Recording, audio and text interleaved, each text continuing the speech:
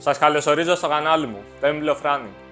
Άλλη μια μέρα εδώ, ένα review που σας είχα αποσχεθεί για ένα νέο μοντέλο που κυκλοφόρησε, το Nike Vaporfly Next Present 3.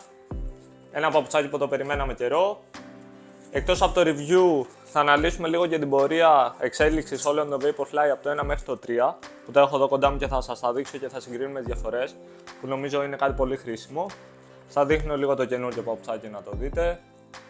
Είναι πραγματικά και πολύ όμορφο. Έχει κυκλοφορήσει ήδη σε αρκετά χρώματα. Από κάτω ο πάτος του βλέπετε ότι έχει αρκετές διαφορές με τον προηγούμενο. Θα το δούμε και στη συνέχεια.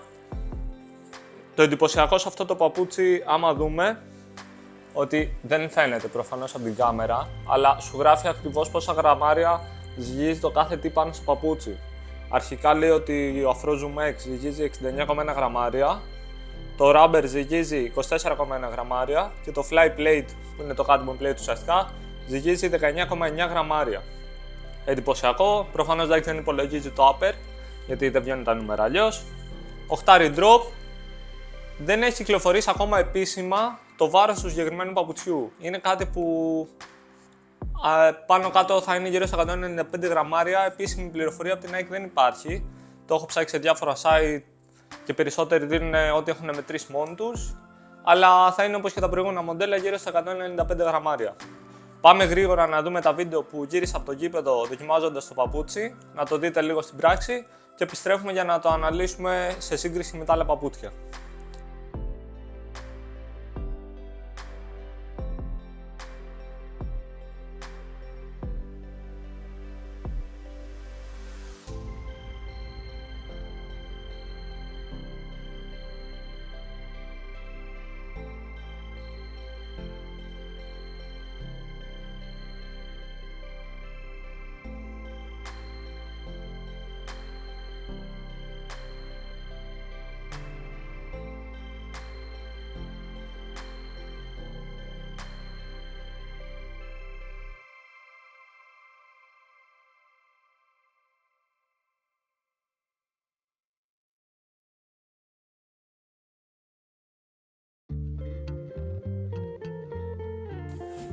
Επιστρέψαμε λοιπόν και εδώ σας έχω τα τρία Vaporfly με τη σειρά από το 1, 2, 3, να δούμε τις διαφορές και να αναλύσουμε ποιο είναι καλύτερο, ποιο μου άρεσε περισσότερο στην πράξη και ούτω καθεξής.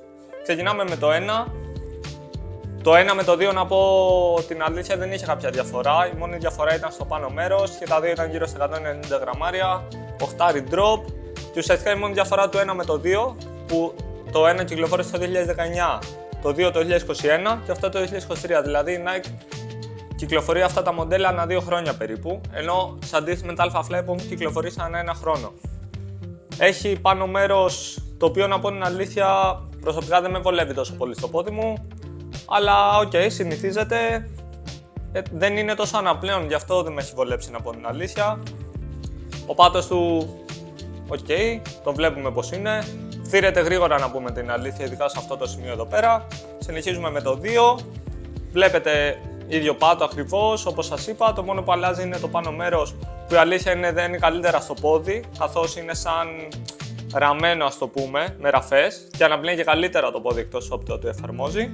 Και τώρα πάμε στο 3. Τελείως διαφορετικό πάνω μέρος. Δηλαδή, αν περάσω το χέρι μου από μέσα, θα δείτε πόσο φαίνεται το χέρι μου, που κάτι τέτοιο δεν συνέβαινε με τα προηγούμενα παπούτσια. Πιστεύω να αντέξει το χρόνο, δεν το έχω δοκιμάσει και σε τόσο καιρό, να πω την αλήθεια.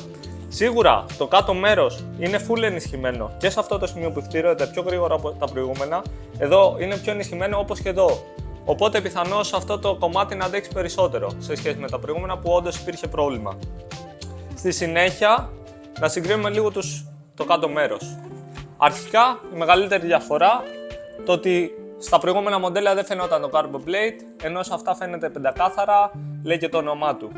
Επίσης, το ότι έχει αλλάξει αρκετά η μορφολογία, έχει στενέψει λίγο στο πίσω μέρος και στο μπροστά, η αλήθεια είναι. Έχει ενισχυμένο rubber, οπότε πιθανώς να αντέξει το χρόνο.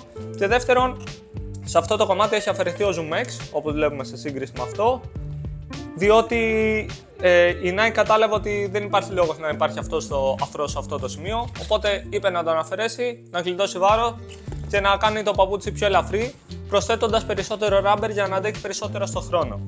Προσωπικά τα τρία μοντέλα, και δεν το λέω επειδή είναι το τελευταίο μοντέλο που έχει κυκλοφορήσει, προσωπικά το 1 και το 2 δεν με είχαν ενθουσιάσει τόσο, να πω την αλήθεια. Απλά επειδή υπήρχε ένα hype γενικά για αυτό το παπούτσι, θεωρώ πως όλοι το φορέσαμε, το πήραμε και το φοράγαμε στους αγώνες. Πραγματικά με το 1 και το 2 στις προπονήσεις μου σφίγγανε αρκετά οι γάμπες στα πόδια μου. Ενώ με αυτό, μόλις το φόρεσα, εξάλλου όπως είχε πει και η Nike στην αρχή όταν το κυκλοφόρησε, πως είναι ένα παπούτσι που πλέον θα μπορείς να το φοράς καθημερινά. Μου είχε φανεί υπερβολή πριν το χρησιμοποιήσω, αλλά τελικά ισχύει. Είναι ένα παπούτσι αρκετά μαλακό στο πίσω μέρος, για όσους προγειώνονται εδώ μπορούν να το φοράνε άνετα.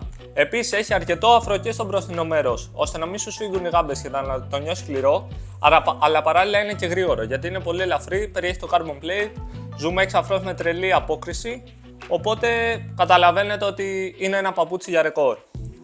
Ανάμεσα σε αυτά τα τρία λοιπόν καταλήγω σε αυτό και με μεγάλη διαφορά, καθώς όπως σας είπα τα άλλα δεν με είχαν τρελάνει τόσο. Αυτό όμως πραγματικά είναι παπούτσι εντυπωσιακό και θα πρότεινα σε όλους τουλάχιστον αν δεν το αγοράσουν να το δοκιμάσουν για να δουν τι άλμα έκανε η Nike σε σχέση με τα προηγούμενα μοντέλα. Και είναι λογικό καθώς έκανε να βγει 2 χρόνια αυτό το παπούτσι, άρα σημαίνει ότι επένδυσαν πολύ στην έρευνα και πώς να το εξελίξουν. Καθώς είναι και το best seller παπούτσι της Nike σε πωλήσεις. Αυτό ήταν το σημερινό βίντεο για σήμερα. Κάναμε και ένα story για το πώς εξελίχθηκαν τα Vaporflies. Αναλύσαμε λίγο το Vaporfly Next 3. Δεν σας είπα πολλά πράγματα, μην σας κουράσω. Δεν ξέρουμε ακόμα και ακριβώς τα χαρακτηριστικά του, καθώς όπως σας είπα το βάρος δεν έχει βγει επίσημα από την Nike. Οπότε προχωράμε. Ελπίζω να το δούμε και κάπως στην πράξη, ίσως σε ένα άλλο βίντεο το παπούτσι πώς συμπεριφέρεται κτλ. Ελπίζω να το δοκιμάσετε και να σας άρεσε, να σας βοήθησα για να καταλήξετε αν θέλετε να το αγοράσετε διαδικτυακά ή όχι, αν και θα σας πρότεινα πρώτα να το δοκιμάσετε σε κάποιο κατάστημα. Ευχαριστούμε που παρακολουθήσατε. Αυτό ήταν το βίντεο για σήμερα. Καλή συνέχεια.